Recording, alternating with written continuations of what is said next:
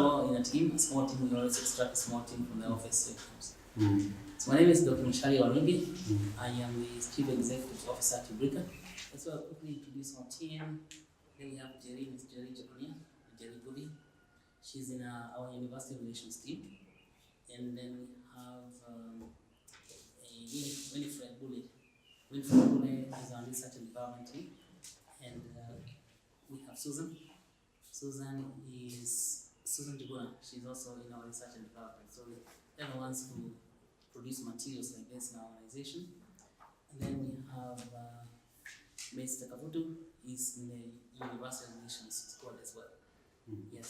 And so, and of course, we have Mr. Ochari.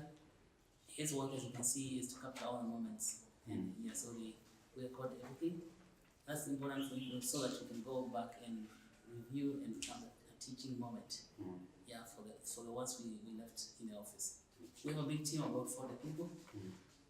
And so mainly we are now focusing on research about development, like human development, except how do we develop our people in general. Yeah. Okay, that's a quick introduction. Yeah, you can highlight on what you had covered. Yes. Just in a minute or so, just to give them just a flash so that they know the point. Yeah. Just in case they want to add something. I've actually introduced Ubrica as a project about the clinics, science and technology parks, and the biomedical innovation industrial city. Yes. I did mention that there are giveaways of 20% of the coins. Yes. And given the reason why ICU did not start, initial coin offer did not start, but that it would start in October. The point at which you found me starting to talk about was about your research about the fragmented markets in Soko Jaja. That's the point where now I hadn't talked about that, and how it will benefit, how it will equip the farmer to afford her health care. Yeah. Yes. Thank you. I can take it from there, and I'll be quick because I know you're leaving. So you can make sure that this you have the highlights or the nutshell as you leave. It's an answer to a very, very long question that I had in my mind for many years. Since I was young, I studied medicine in Kenya. Went to school here in Murang'a, in UBRICOIN, and then went to Kenyatta National Hospital, where medicine doesn't happen, particularly those days, 1990s. I think it was horrible, but I don't think we have improved much even now. And so health in Kenya is in very bad shape. We don't produce health. So when people get sick, the rich ones go abroad, the poor ones die. Even the ones who go abroad, they still don't have better improved outcomes of life because they still have to come back to Kenya after their treatment out there. So health is something that we have to think deeply about, and it is very, very expensive to have good health. So the final answer I saw was that it's a question of money. And where does the money come from? So I went back to study money to school because when I saw it is not the depth of medicine that you study. You can be the best neurosurgeon, but if you're set in poor conditions, you cannot improve the life of the poor people. You cannot do surgery on them because you can't have the equipment. You cannot diagnose them because you don't have the diagnostic capability. And so money is so important that we overlook it. We don't even think about money. Then I found that money is a science that is as deep as biology. The same amount of knowledge you need to do neurosurgery is equal to the same amount of knowledge you need to understand money. And because no one goes to school to study money here, as a nation, we don't understand what money is. And as a result, we don't have money for doing the things that we should do to invent things that can help to improve the lives of our people. So if you find nations that are fully developed are those nations where people study money seriously and they respect it, and so money becomes available for innovation. And then, when I found that out, then I looked at how do people create money in developed nations. to fund innovation. So the first thing to do is to form a company, and so we formed one. In the USA, we authorized 2 billion shares of common stock to be sold in the US market, maybe bought by the Kenyan diaspora, because Kenyan diaspora in the United States sends a lot of money, about $2 billion a year to Kenya, usually for healthcare and education. It doesn't help anything. Its money is like a river flowing into the ocean, all the way from the mountains, goes down to the ocean. If you want money to help you, then you have to stop that river of money. The same way you build a dam, a very high wall, to stop the flow of water, and that dam creates new energy. A lot of new things that water can do. If that water, if we let that water flow down the ocean, once it reaches the Indian Ocean, it changes itself completely. It's not even good for drinking. And that's precisely even what happens to the money flowing in Kenya, say through M-Pesa, all the money that is flowing for the diaspora. If we don't, so the way to stop money, and this is technology that people have discovered, known for thousands of years, is to create shares of common stock for a company.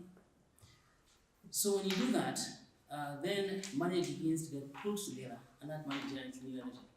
So that is how they build the wealth in the West. Money is never borrowed for building the nation. Like, for example, to build the Standard Gauge Railroad, we will not need to go to China if what the government guys did was to stop the money issuing shares of common stock and tell all the Kenyans to buy.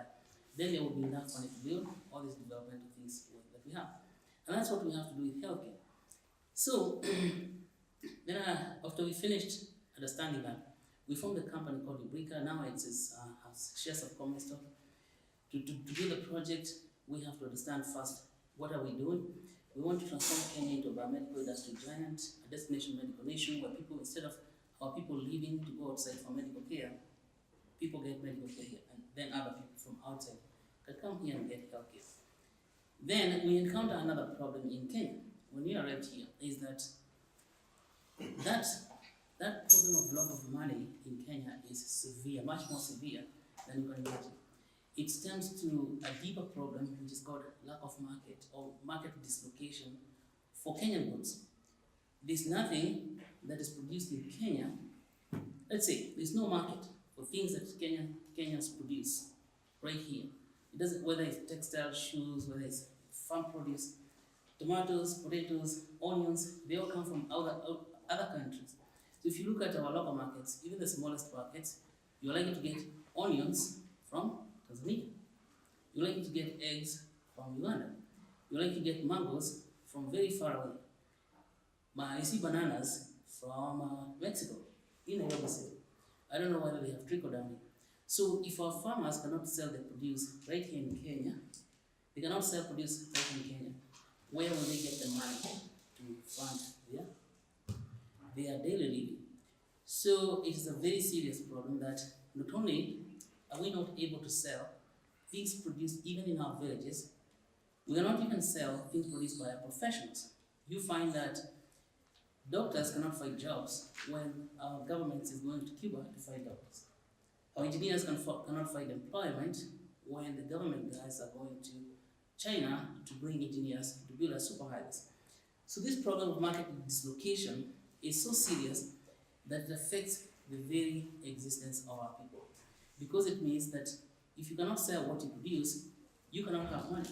When you cannot have money, you cannot have the basic things of life, like food. So when people lack money, the immediate problem is the poor outcomes of health. And in this country, we have the worst outcomes of health in certain areas. For example, child mortality or the death of small babies is the highest in the world, particularly in some parts of Kenya. We are reported to have the highest incidence of death for children. About 10,000 newborn babies die just because the family is very poor. And then when about 1,000 women will die every day because of lack of money. And they don't, it's not the money itself, it's lack of the things that money can provide, like food. So when a woman doesn't have enough money, she will not eat food, right enough food, and then she gets pregnant. This doesn't mean that the baby doesn't want to eat from inside, because the baby will, as soon as she gets pregnant, the baby wants to grow. And so the outcome of that is the mother becomes weak. Many of them are not able to take the pregnancy to term because they succumb to the pregnancy itself. And then others die during pregnancy. And if they manage to bring the baby, that baby is going to be so weak the baby cannot survive 1 year. So if you look at the information, the number of deaths of mothers is the highest in this part of the world. We just need to say Kenya, Uganda, Tanzania. And that is a very direct outcome of lack of market for what people are producing. So when you notice this problem, we investigate to find why is there no market in Kenya for our things. We went to the supermarkets, including Migunas. We came to Migunas here in Murang'a. Magunas, yes, and Ubrica and all these people. We asked them, why aren't we buying Kenyan produce? Now, you find these are everything, including furniture. It's imported. And so when we import everything, even what the people are producing here, who are we expecting to consume that stuff? You know? And then where are people going to get money to pay for healthcare? Now, when people don't have money, they end up in hospital. When they end up in a hospital, they show up without money. Either the hospital has to cut down their quantity of care is going to provide, or people are detained, but the first thing they do is to ask you, how are you paying for your stay in our hospital? Yeah. Those who are detained, they don't receive any treatment. So unless now we sit down and think deeply about how we help our people to put money in their pockets, then when we talk about healthcare, we're not talking about anything. It's not possible to produce health in poor people. Yeah? And so this story of universal health coverage cannot work on people without money. So see, how can we relocate the market back home? So talking with many people who want supermarkets, we found that it's very difficult to come out of that old system of people having supermarkets and then they go shopping abroad and they bring things for us to buy. So what we have to do reduce those people is all right.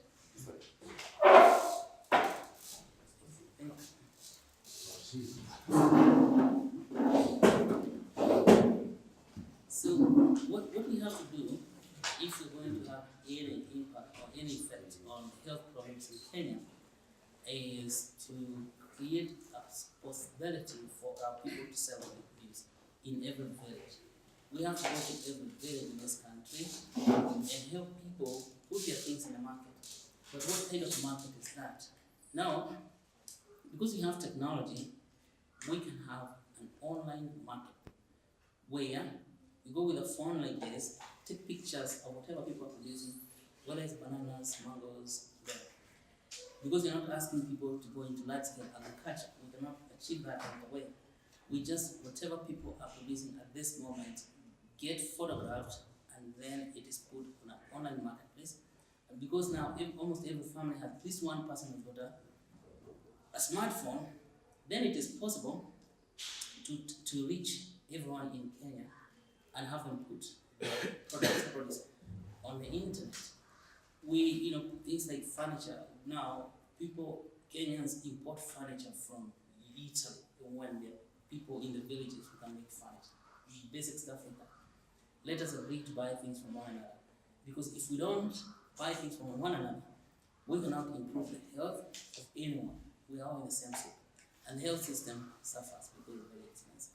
We calculated and found that if we had, say, 300,000 people, say like in a county like Murang'a, selling things on an online marketplace, you only need, from each family, out of those 300,000 people, dropping 300 shillings per month into a health fund. And you have enough money to pay health for everyone in the county of Murang'a. Everyone, that no one, and you also get the best quality because you're able to collect about 90 million shillings per month. And that 90 million shillings is enough to pay for the best quality of care. This means people will be going to hospital without having to carry cash. And this is because everyone is actively participating in contributing to a health fund. See? So when you build this online store, we call it Sokojanja. Sokojanja is a counter distinction from what we like to very much to call Sokomjinga. And you find that when people disrespect their market, it becomes a Sokomjinga all the way through. Sokomjinga is a situation whereby we don't care about the quality of the things we produce, and then we're expecting other people to buy it. Have you seen people in the marketplace putting potatoes, maybe in the near potatoes doesn't contain anything at the bottom, maybe it's packed with a lot of nyasi. And then they sew it on top to make it look like it's very full, and then they sell it. That is Sokomjinga. Because who are we fooling when we do stuff like that? Sokomjinga is when our government officials go to China to look for engineers when you have engineers right here. Or even when you give an engineer, a local engineer work to do, and then he does a very, very bad job. Because he's cutting off the quantity and quality of the products, such that the quality of the road that comes about is very poor. Sokomjinga is when doctors, instead of focusing on working on the patients, they are running around in town, doing all kinds of other things, and they are not good quality doctors. So that when patients go there, they end up dying because the doctors are not paying attention. That philosophy of Ujinga or stupidity has permeated the nation across all disciplines and all levels of work, all the way down to the village, that no one seems to be honest enough. When you're discussing someone about business, they just think about how they're going to get money and without having to do a good job. That spirit of foolishness or stupidity is what we have allowed to thrive in our nation. And as such, the production is very poor. And then of course, everyone runs abroad because none of us trust the quality of the things we produce, our own selves. We don't even trust our own work, we don't trust each other. That is a Sokomjinga. Let us embrace philosophy of smart people, or intelligent people, or people who want to do things because they are good, not people who want to do things because they just have to get paid no matter what. And if we do that, so we go to sokojanja.com and then we list all the products and produce made in our country. And it's when we were building that online marketplace, we encountered the third problem. Third problem that we cannot, now this comes from other people from outside, looking at us and saying, these guys are not worth it. They told us that we cannot install a payment gateway on our website just because this region, I think they mean East Africa, it's just a region. They say your region is not approved. So we go to people who provide gateways, people like PayPal, MasterCard, Visa, about 180 of them. And they all said, your region is not approved. How did we get into that spot? That is Kenyans were not approved to use payment gateways made by other people. And we don't make our own. So we cannot, it means that we have been shut down from the international online marketplace. And just like that. So we applied and applied and applied for 3 months to 180 different companies, and they all say the same. It means that whether it's anti-money laundering laws, or it's more international terrorism, or it's just the fear for rampant corruption in the nation, they don't give you reasons why they don't approve the payment gateway online. Even Safaricom itself, when you try to make an online shopping cart with a gateway, you ask Safaricom, they tell her, oh yes, you're doing it. But it takes a long time. It took almost 10 months to get approval from Safaricom to install something that can allow people to shop online. So it is not just us who despise ourselves and make bad things, which we call Sokomjinga. We're also despised by other people. Unless we have more self-respect of ourselves, then it's going to be very difficult to break out of this type of economic quagmire. So as we found that, I said, what am I going to do? So I said, we're going to build our own gateway right here. Because if you build our own gateway, then these people will have respect for us internationally. And because when you go on cyberspace, we're not talking about Kenya anymore. We are doing, we'll be helping village level production of products to access the international market. So when that happened, we were just testing what we can use, and then we installed Bitcoin. Surprisingly, Bitcoin went right through without question. But who trades with Bitcoin in this country? As you know, Bitcoin is a big digital currency that was created about 10 years ago by Satoshi Nakamoto on blockchain. a protocol, which is now, say, second generation internet. Internet runs on something called internet protocol. So blockchain is a next protocol for information distribution. The beauty of the blockchain is that it comes with money. Internet came with exchange of information. And that's why it's an information technology, internet protocol. The biggest shortcoming with the information technology, as it was presented in the internet era, is that it has no money. No one can figure out how to create money out of the internet. So when we get Google, it's all free. We get Gmail, it's all free. We get WhatsApp, it's all free. But it cannot be free because someone must be paying for it. But now on the blockchain technology itself, we're able now to create money, or what's called monetizing information. So information is monetizable on blockchain. And that is beautiful because what we are doing on Sokojanja online becomes monetizable if we use blockchain. So we investigated that for over the weekend and found that amazing stuff is happening all over the world. People working on blockchain to create new money that, for the information system that now can be used to fund projects. See? So as we are working on Sokojanja, we calculated how much money would Sokojanja need. We have worked out to find that if we were going to get into every village in Kenya, we would need to employ at least 7,250 people. Each village would have a community economic development worker. That is someone who goes to help local people take pictures of the things they produce and then put them. We have a community social worker and a community health worker, and even a community legal worker. That would take a lot of money and a lot of serious network, so that everyone in the village has got someone assisting him or her to take pictures, to put them on this internet circle. So we say, if we're going to create money ourselves, how much money would we need to make Sokojanja work if now it's a digital money? So we said, after calculating about 1 billion UBRICOINs, if UBRICOIN was going to be this, the price of 50 shillings equivalent. You see?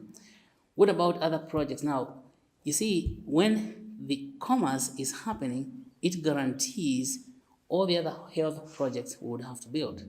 It would guarantee the sustainability of the clinical system, such that if we have clinics built in every community, then, and people in that community are actually selling things, then they have enough money to make that clinic sustainable.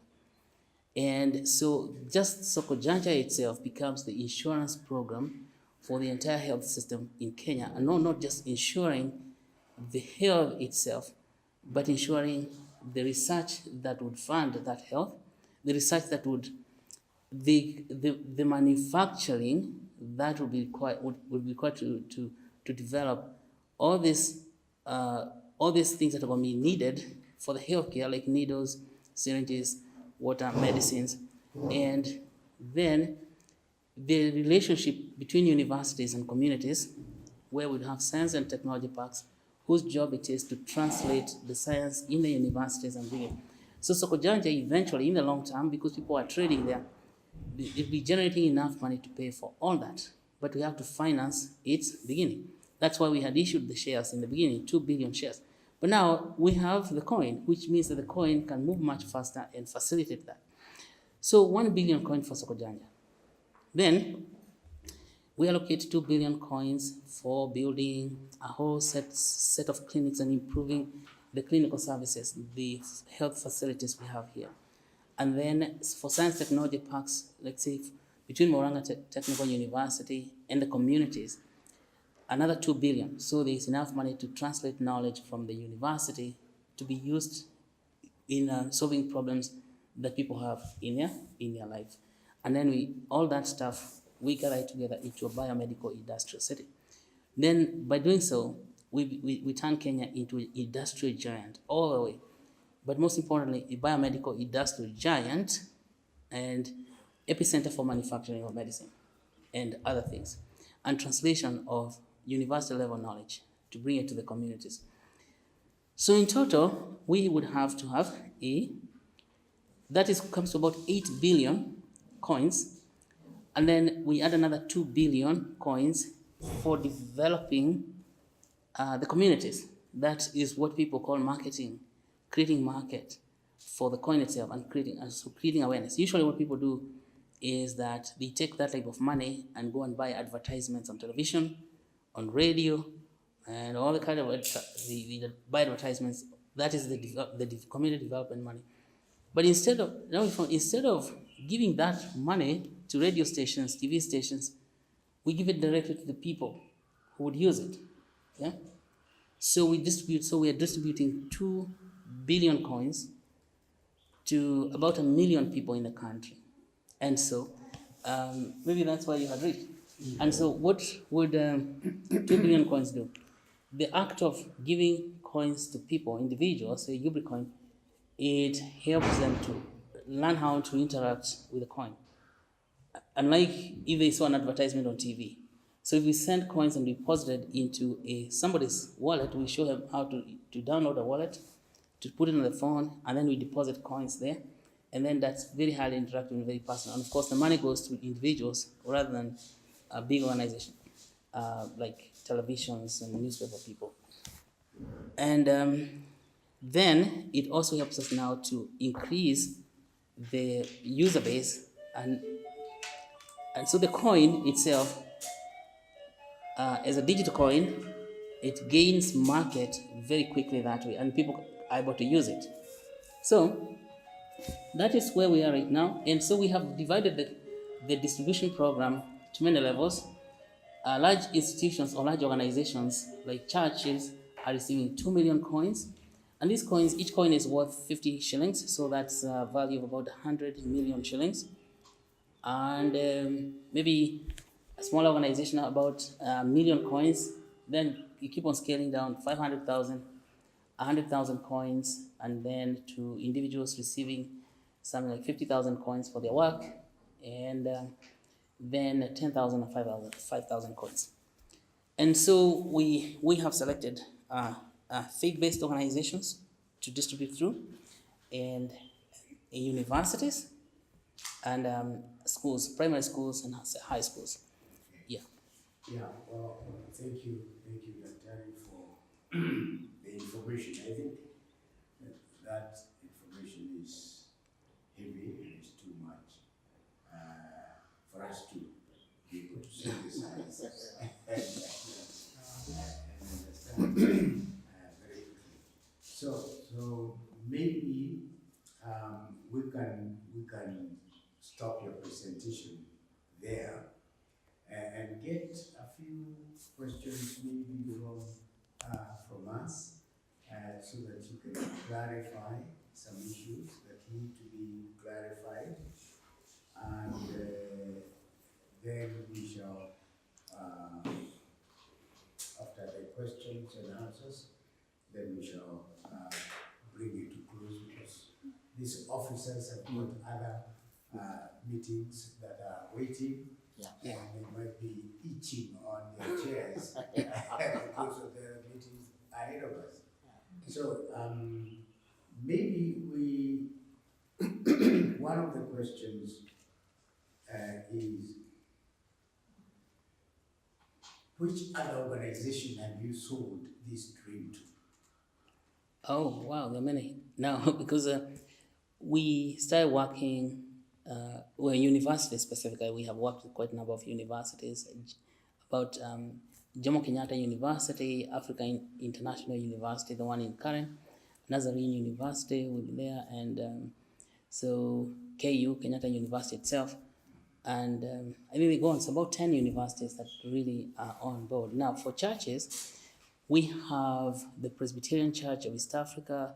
We are right next to Rongai, and there's a big congregation there in Rongai, and we have we have allocated about 4 million UBRICOIN to several churches. Then there is another church in Kayole, another one in Bahati called Faith Apostolic Church, and so there's quite a number. It's about 10 churches. Now we have a big congregation in Western Kenya, led by Bishop Shisumu, and he runs a church called the Agape Church. They have a very, very huge number of people there, about 4,000 people. So this kind of institutions, and then we have distributed it to a lot of individuals. Individuals now we go to Gong, current not Gong, what's it called? Rongai. All the traders, we see traders there, and individually we give them. And so, but we are also in working with individuals, like people who are selling things, so that they can get used to it. Yeah, but we haven't worked with the government. Government already has its own money. So, Okay. It seems you are focused on the medical issues. Maybe that we can feel that bias coming from you. yeah. Because you're a medical doctor. Yes, but what I find is that health is a totality of everything that somebody does. Whether somebody is a mechanic or is a construction person, now whatever they are doing, eventually the final common denominator is health, and that depends on how much money is available. So ultimately, money drops, then health suffers across the board. So money is the measure of success of any development. Yeah. Yeah. Maybe a quick one. UBRICOIN is registered in Kenya, incorporated in Kenya. Ubrica itself, digital money is not registered. It's like website. When you create a website, you don't get government registration. Or when you have email or WhatsApp, that is registered in the international registrars who are found on in the internet. Now, Ubrica itself is a company which owns UBRICOIN, and created UBRICOIN, is registered as a limited company in Kenya, and so we have license, and so for the city council of Nairobi county government. But digital assets or everything digital, internet, WhatsApp, Twitter, they are not registrable, and these are decisions that were made a long time ago when the internet came. Like, who is going to own the internet? Who owns the domain's name? Who approves them? They are approved by a company called ICANN. It's called International Council for Allocation of Domain Names, something like that. It's in Switzerland. And now the blockchain itself is a registrar.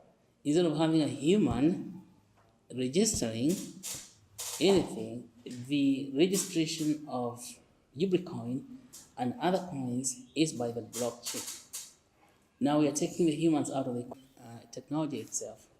Not only is it decentralized, like there's no central organization keeping the registration, and then there is no human entity controlling it. Yeah. So just to quick one there.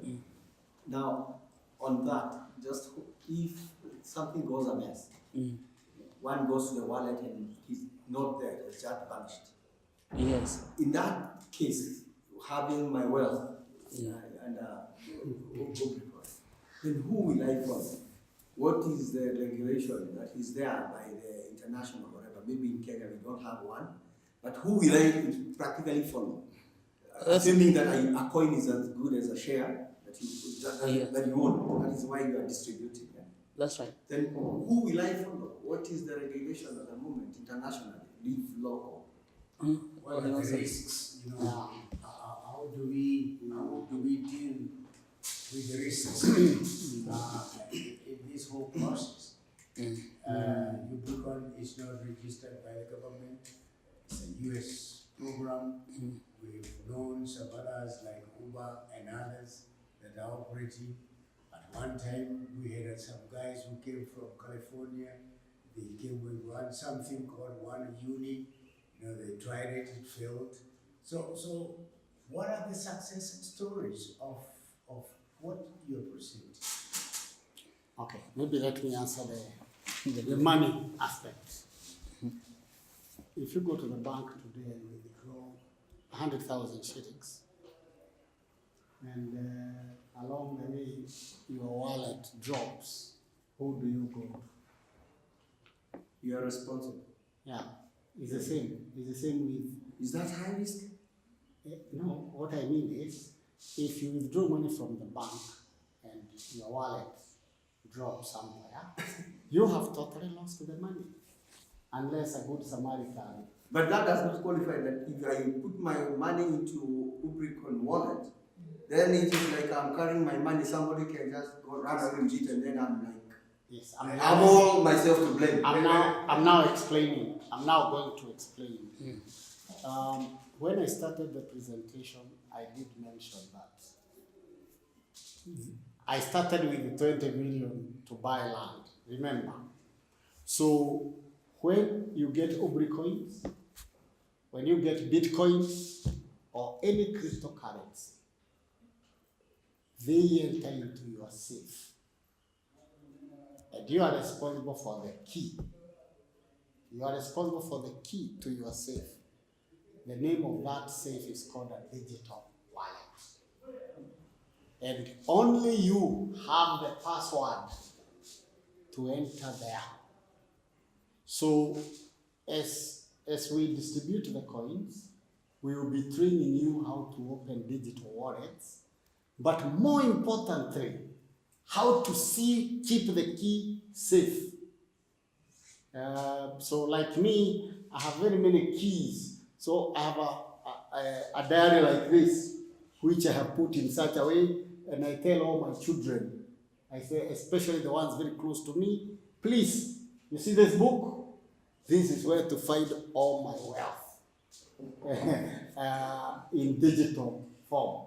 Because if I were to die, then they will go into that notebook, and because I've organized it very well, they know exactly what to do. There is the key to open the wallet is there, and they will be able to take advantage of the digital wealth that I have. So it is your personal responsibility to therefore guard your wallet.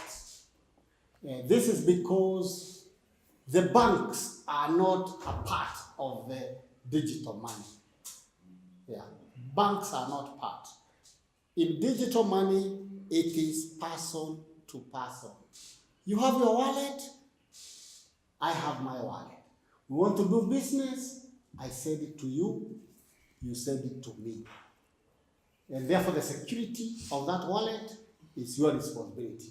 But then it is our responsibility now as the promoters of that knowledge to train, to educate on how to manage digital wealth. But I think the other part of the question that can come. Thank you. The digital money is very personal. It's like money is not going to be held by a central organization which takes your money. Like when you deposit money in the bank, sometimes they refuse to give it to you, or they are trading with it without your knowledge. It's extremely personal, and this is one thing we have to come to terms with. Just like when email came, email is very personal. We don't take it to the post office to be stamped and then sent by post office somewhere else. It's from person to person. So digital money is the same, except that it's money. And money, of course, people need someone else to look after them so they can have someone else to blame. It's called appeal to authority. And what the best, say, an organization like Ubrica can do is train people about the risks. And also, if your money were to be stolen, which is very rare, someone, because one thing about digital money is traceable. It's the most transparent money you ever saw. The money is kept in a public ledger where everyone can see. So if someone came and took money from your wallet, we can see. And if that person, the thing is, like, it has happened once.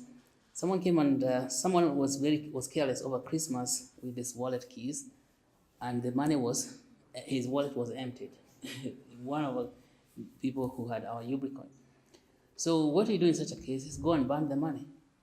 To burn the money in that wallet, it's, you just send a message because it's stolen money, and then that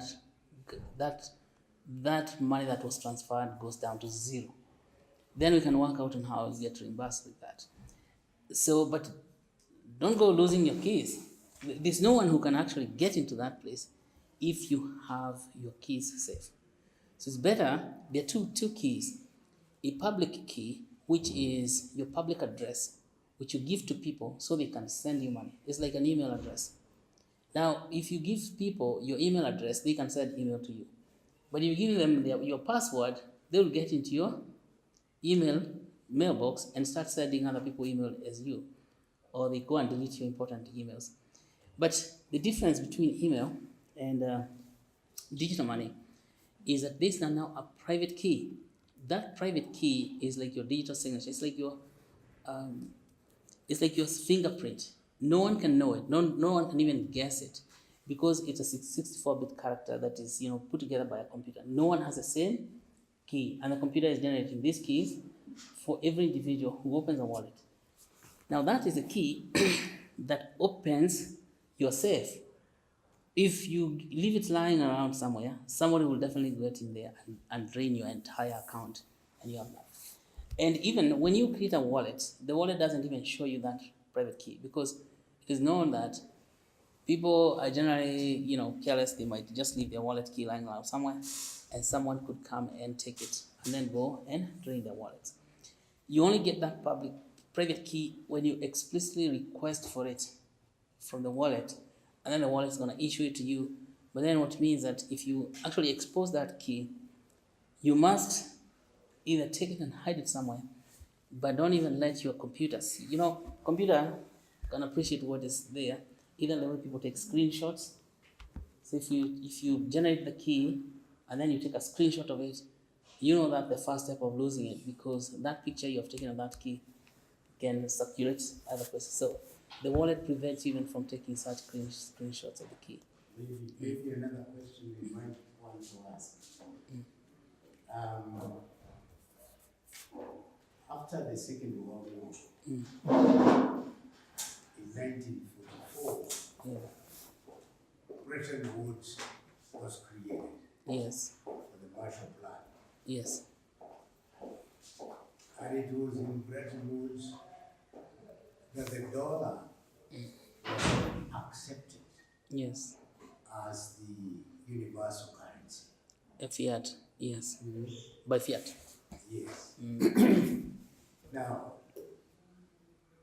this Bitcoin and UBRICOIN, whatever it is, Yeah. What body recognizes this as acceptable world currency to be used?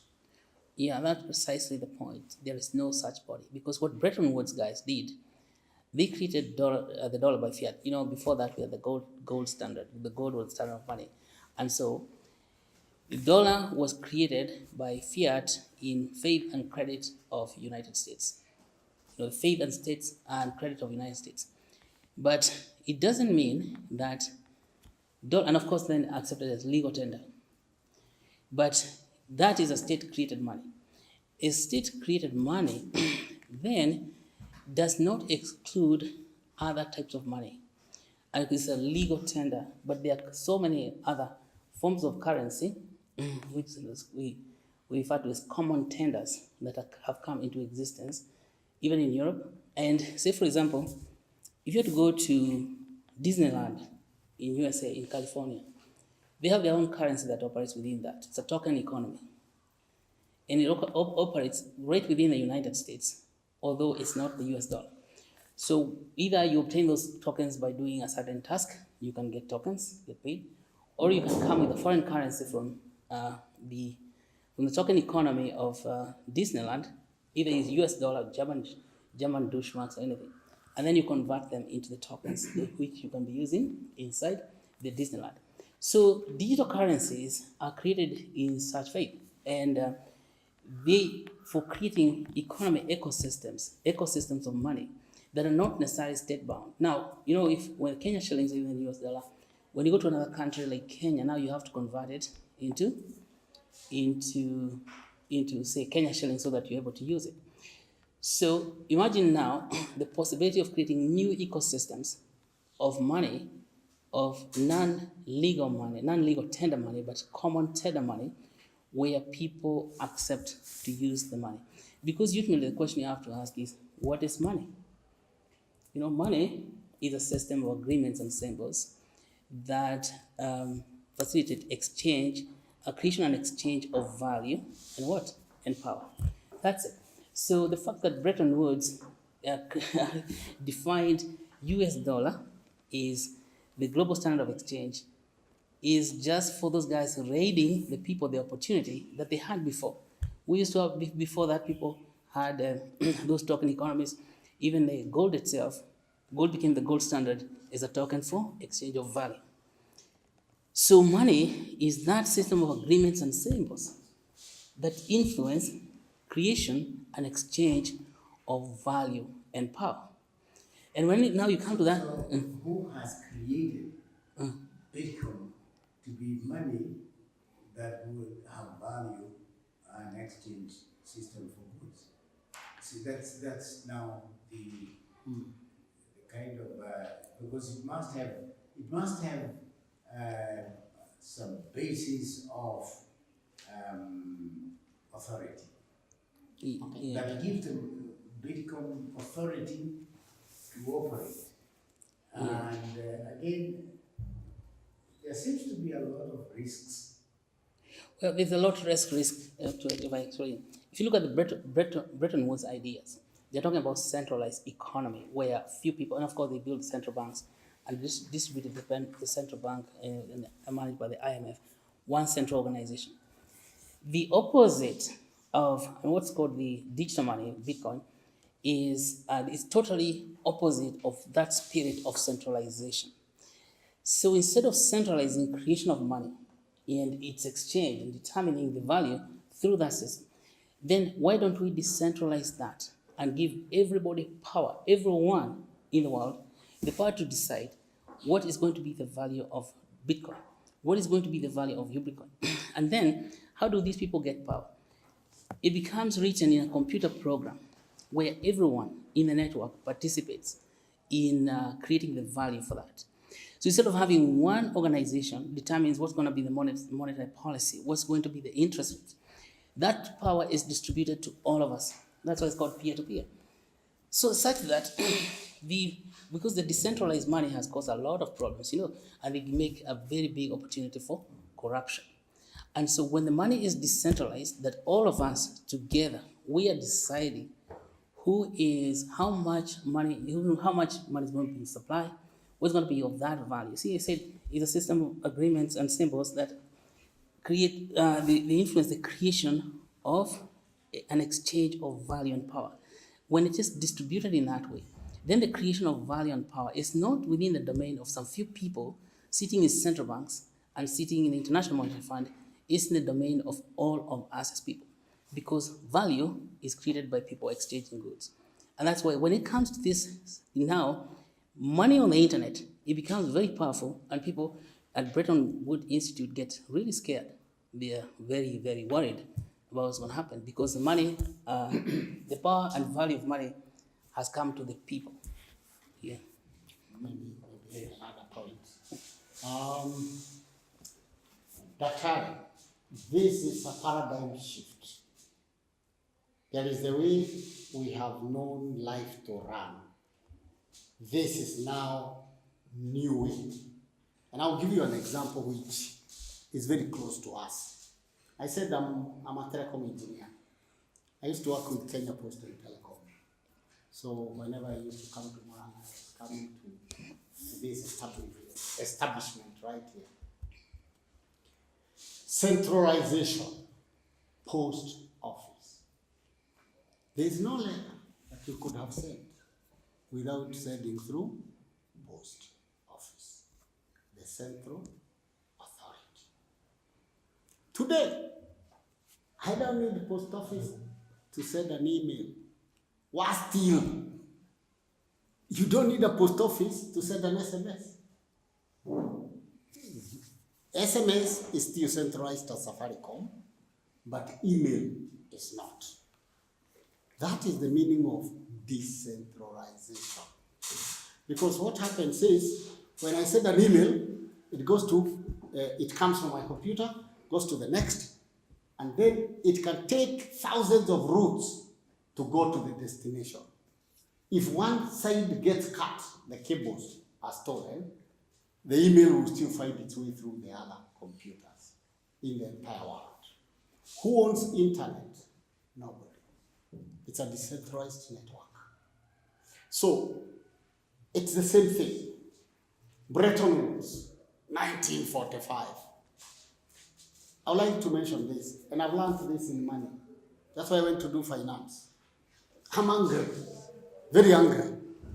Because I discovered that the Federal Reserve, it's not owned by US.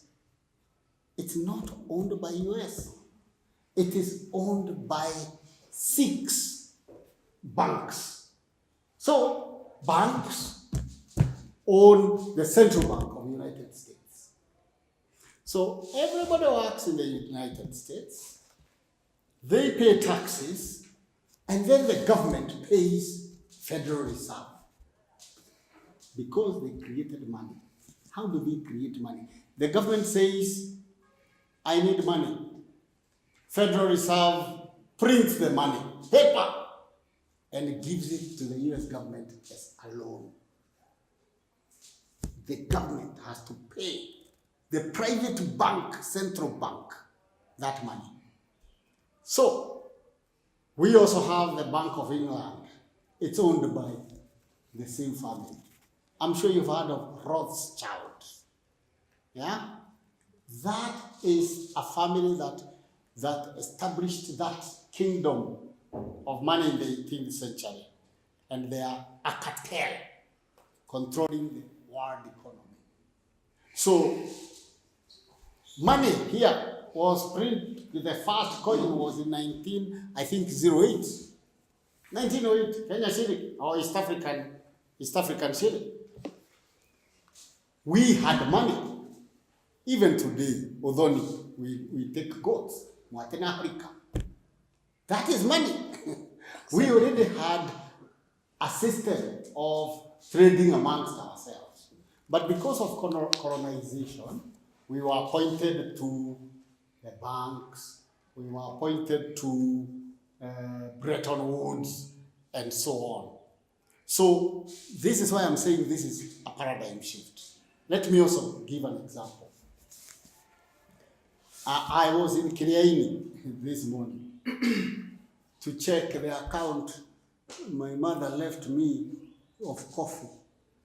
And when I saw the money there this morning, I withdrew it. I asked them, how much have you charged me for the transaction? 60 bob. I said, that's expensive. In Nairobi, we pay 40. And then I had to fill another form because it's 6 months before I went there. Every 6 months, they close. Then you have to activate the account. To activate the account, 100 bob. Just simply because I didn't go there for 6 months, they've already created a way of stealing money from me. I'm really calling it stealing. Why should I go to Kiriaini every 6 months in order for the account to stay active? So today I've lost 160 shillings to get the little money there was in the account. Now, to transfer an UBRICOIN transaction, even 5 million UBRICOIN, it is about 1,000 years of a shilling. If I want to buy a car in Japan, and I said 500,000, 11,000 belongs to the bank as transaction fees. If I use Bitcoin, I actually pay 60 shillings to send the same money to Japan. So this is the paradigm shift I'm talking about. Which of the two systems is safer? Which of the two systems is safer? The automated system, which is called cryptography. It is the machine, very reliable, but programmed to do work that is agreed to be done. Meaning, if I want to send money, it is that humongous system that checks I'm transferring that money. It charges me a little fraction that the bank would have charged. And that money reaches immediately. It takes less than 10 minutes to transfer that money. Excuse me, because now we'll have to bring this Yes. across. My 2 questions, quick one, is one, it's free. You're telling us, you're giving us free coins. And I've followed, though I got lost somewhere, but I followed how it comes to free. But my question is, Now that I have money in my account, in my UBRICOIN account, how will I sell it to convert it into money? That's point number one. Point number two, how will it affect me later on? It's free now. Will there be any other expectations from me if I get the coins now? Now they are free, 2,000. I have 2,000 coins, equivalent to 100,000. Now, how can I convert that money? Of course, I know you say you get the initial public offer and all that. How can I convert that into money? And will it affect me later? Will there be any expectations for me? Let me answer this. One, it's not free because you have to do some work of opening your wallet. So that's a job. It's called proof of work. You open your wallet and you get the money deposited. So it's not free. And once you get it, it doesn't affect you. It's like watching commercial on TV. The commercial, you don't pay for it. You sit in front of TV and watch it. But it doesn't open the wallet for you and doesn't activate your wallet. So the money, you could say, is a primer. And say as we said, instead of using that money to pay television stations, radio stations and all that, we put it in people's, and that is active.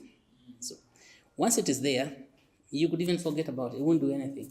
It's like having an application on your phone. It occupies a small space on your phone, but that's all. Then how do you act? Now, let me say, in terms of getting the money, it's already money, so you don't need to convert it to anything else. On condition that we distribute that money to a critical number of people, which is 1 million people, or at least. So, Michael Joseph found out that question, like how does we make M-Pesa a ubiquitous and a universal currency in Kenya? And so what he just had to spend 1 billion shillings to get M-Pesa in at least 1 million people, at least 1 million. So when you get at least 1 million people, then you have it becomes something of value that people use.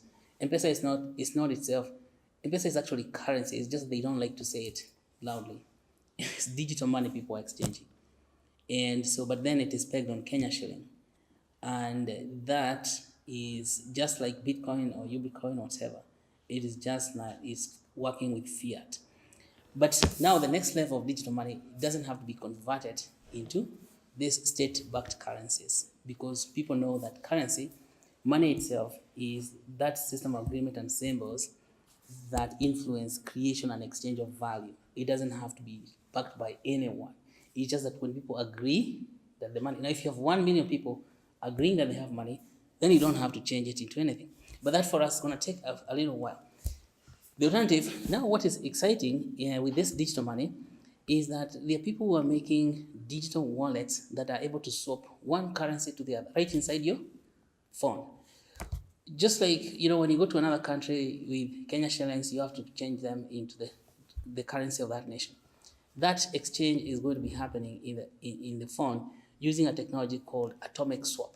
It's like that if you have UBRICOIN, they can swap into Bitcoin, and those Bitcoin can swap into dollars just automatically. And this technology is growing so quickly that maybe in a few more months, you'll be having UBRICOIN and then you don't have to worry, how do I turn it into Kenya shillings? Because you just turn this into Kenya shillings, and then you use them as Kenya shillings. Yeah? And see, those are technological advances that are happening very fast. Alternatively, is just to sell it. There are people who want to buy them. They want to buy UBRICOIN. People buy them for 3 reasons. One, for keeping, so as a store of value, the way you can buy gold and you keep it in your vault. So store of value. Second, they can buy them to use them for the utility function. And then they can buy them to sell them for trading. So, yeah, and that's how, and of course, one of the things we also have to train our people a lot is about using money in those 3 different ways, so people really understand how money works for them. And what we are finding in the young guys in colleges is that giving them coins, it's like opening for them a new shop. Instead of going to look for things to go and hawk on the street, they can be selling these coins back and forth, right from their phone, and doing trades like that. In fact, because those trades are occurring on 24-hour basis, 7 days a week, then it's a huge market that you cannot even believe, creating a lot of opportunities for young people to learn entrepreneurship of a different kind. Yeah. Yeah, okay. I think we will have only one other question, so that we can Yes. conclude this meeting, Mhm. so that we can attend to other duties. Yeah, so Seems like certain authorities which reserve the right to ban the currency, and also some authorities have the equal power to reissue the currency. Seems like Yeah. how do you see something? Yes. Because banning currency, particularly if they are nefarious, people don't want to ban their currency. You don't want to ban them. But if somebody hacked into somebody's wallet, you don't want that person to go spending the money out there. You track it down and you ban it. So, but it doesn't. What it does is reduce the amount of coins that are available. It reduces the total supply. It reduces, and it's not a good thing for people to go banning their own money like that. But definitely, it's a function that provided by the computer program. It's like the police. So you can instruct the computer that some of the money has been stolen. Then the computer is going to ban that money. Yeah. So you hold the right as the one who holds the wallet, or is an authority that does that for The people who created it. For example, and that is one aspect of this money that is still centralized. Like if people are complaining that the money is being stolen, all that, they can be banned. But if something like Bitcoin, where the guy who created it also disappeared, I think he was concerned about his own safety. He ran away and went underground. I don't think you're able to ban any Bitcoins. Yeah. But you have some reserve some rights to that? What we do when we create it and publish it on the mainnet, the problem with banning is, of course, that event is also recorded. There is no event that is not recorded. So what we have is that when you create UBRICOIN, that creating also comes with such responsibilities to prevent hacking and all that. So when hackers know that if they hacked into your coin and you ban their coins, then they have no point of going there to hack. So it comes in built in on the blockchain. But that is the maximum you can do. And of course, it's not such a good thing to keep burning money just like that. Maybe it's good to mint more ones.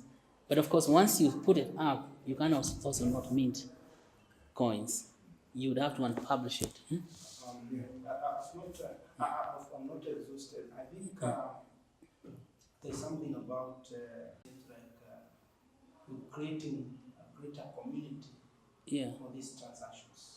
Yes. It seems that is the vision, is the objective of your team to create a community that will be more conversant with this and acquainted with it, and in terms of transactions, in terms of all these things. Precisely. Without that community, it might be difficult to be able to do much. Yes. So that's precisely the point, because this type of money, which is called community money, as you said, it's community, and it's used for doing specific work. In this case, we're talking about health and biomedicine and other related aspects, like promoting village level commerce. And so we create a community of users. Well, people in the villages don't have all that cash to do their trades, but we can help provide that cash, and then they start using it. Once the money has actually, so supposing we put money in your wallet, we have no control over it. We cannot get it back. You cannot call it back. That money just gets out, it leaves the network, and it goes to the individuals. Then it's the individuals who use that money. And so that is an ecosystem, creating an ecosystem for users. And when they use cryptographic functions, we call that crypto economics. That we create a new economy that is based on cryptography itself. When people are participating in such a system, they all have equal rights. There's no one who is bigger than the other. And they have equal voting rights, they have equal. So the coin itself gives that. And you see, more advanced coins that we as we go along, the coin itself will be able to monitor human behavior. For example, since there's a lecturer in a university and he's supposed to go to class, does not show up in class, then the coin as an app is going to ask the students, how was the lecture? Then they're going to respond, lecturer did not show up. As soon as that happens, the coins, the lecturer is going to be deducted coins from his wallet by that review from students. So the community policing. And so if a lecturer is very good, and as soon as he finishes teaching the class, all the students get a message and they ask him, how was the lecture? They'll give him 5 points, 5-star points. Those points, just like bonga points, turn into cash. And then the lecturer can use those coins to that cash to buy other things. So now on the blockchain, we are able to build incentives of excellence that rewards people who are doing good, and negative incentives that penalize those people who are not doing right. And so it's very, very powerful that we are not going, this can eradicate corruption very easily, whereby people themselves, when you're just seeing sightings, just ordinary sightings in your everyday life, and some of them are good sightings. So we've created a program where we can reward people from the primary school teachers. And so that program is this on page what? Page 35. Page 35. That we have incentive program, smart contract incentives for knowledge and performance excellence. And we tend to, begin with the primary school teachers. They get points for attending to class and teaching students well, engaging students with practical work, and using UBRICOIN for financial transaction. Of course, if you don't have UBRICOIN, then you're not able to be rated by the UBRICOIN, and then you won't be rewarded. So part of this distributing 1 million UBRICOINs to 1 million people is to help them open wallets so that they'll be receiving rewards for doing good. And then you have high school teachers, even university teachers reward program. We have program for academic research. People do research and publish it. They get paid by the coin. It's not the coin really that is paying them. It's when people read your research and they like your research, those likes turn into money. Right now, people go online and they get likes on Facebook, on YouTube, but that's all they get. Now, on the blockchain, every like turns into a few coins that then get deposited in your wallet. Where those coins come from? They come from the network. And so we have programmed it like that, such that people are able to go and reward each other instead of waiting for central authority to decide who is getting promotion and who is not getting promotion. Then the community itself decides who gets promoted. Yeah, so that's... Okay, I think we have to come to an end to this information period. First, we would want to thank you for providing us with this information. And as he said, my people perish for lack of knowledge. And the scripture is that iron sharpens iron. Yes. And so we are now sharpened about these issues, and we shall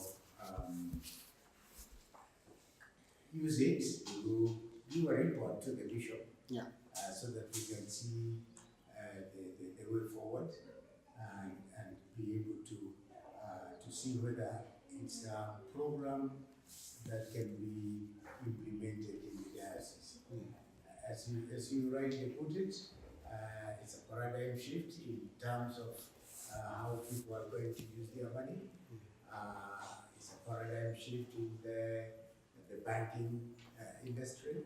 It's a paradigm shift in the technology know-how to be able to apply all of that knowledge into the technology so that you can benefit. I see it's a very, very wide knowledge, because it touches on medical, it touches on teaching and other things.